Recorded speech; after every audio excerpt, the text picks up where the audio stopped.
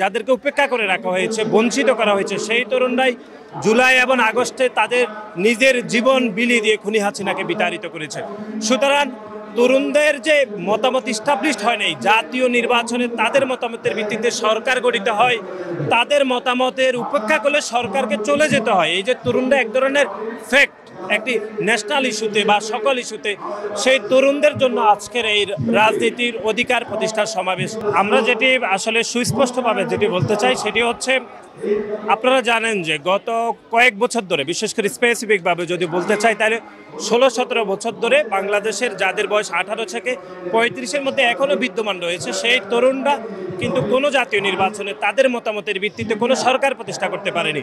সেই তরুণরাই যাদেরকে উপেক্ষা করে রাখা হয়েছে, বঞ্চিত করা হয়েছে, সেই তরুণরাই জুলাই এবং আগস্টে তাদের নিজের জীবন বিলিয়ে দিয়ে খুনি হাসিনাকে বিতাড়িত করেছে।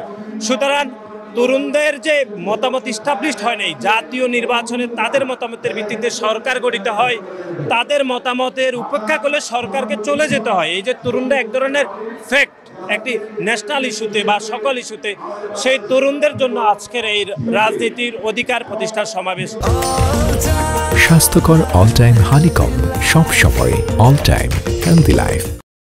অতীতে আমরা সব সময় আমাদের দলের প্রতিষ্ঠাতা শহীদ প্রেসিডেন্ট জিয়াউর রহমান বিশ্বাস করতেন, সৎ উদ্যমী তরুণরাই হচ্ছে বাংলাদেশের ভবিষ্যৎ, এবং এই ধারণাকে প্রতিষ্ঠা করেই আমাদের দেশনেত্রী বেগম খালেদা জিয়া, সাবেক সফল প্রধানমন্ত্রী, সবসময় বিশ্বাস করতেন যে তরুণদের মাধ্যমেই ভবিষ্যৎ বাংলাদেশ বিনির্মাণ হবে।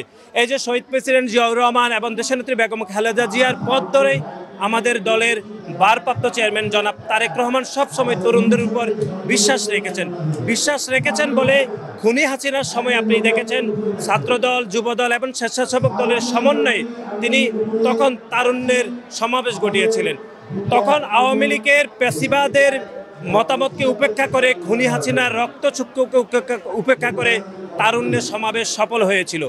আজকের এই দিনে গণ অভ্যুত্থান সফল হয়েছে, সেই তরুণদের আশা আকাঙ্ক্ষা কিন্তু এখনও বাস্তবায়ন হয়নি। বিশেষ করে তরুণদের মতামতের ভিত্তিতে যে একটি সরকার গঠিত হওয়ার কথা, সেটি বারবার বিলম্বিত হচ্ছে। সুতরাং আমরা বিশ্বাস করি এই তারুণ্যের অধিকার প্রতিষ্ঠার এই সমাবেশের মাধ্যমে তরুণরা রাজনৈতিকভাবে আবারও সচেতন হবে, এবং তরুণদের জন্য আমাদের দলের ভারপ্রাপ্ত চেয়ারম্যান যে প্রতিশ্রুতিবদ্ধ, তিনি যে প্রতিজ্ঞা করেছেন, সেগুলো আজকের এই সমাবেশ থেকে পুনরায় পুনর্ব্যক্ত করব। আমরা বাংলাদেশের লক্ষ লক্ষ তরুণরা একটু পরে এখানে সমবেত হবে। আমরা আশা করছি তীব্র রোদ উপেক্ষা করেও আজকের এই সমাবেশ ইনশাল্লাহ সফল হবে বলে আমরা বিশ্বাস করি।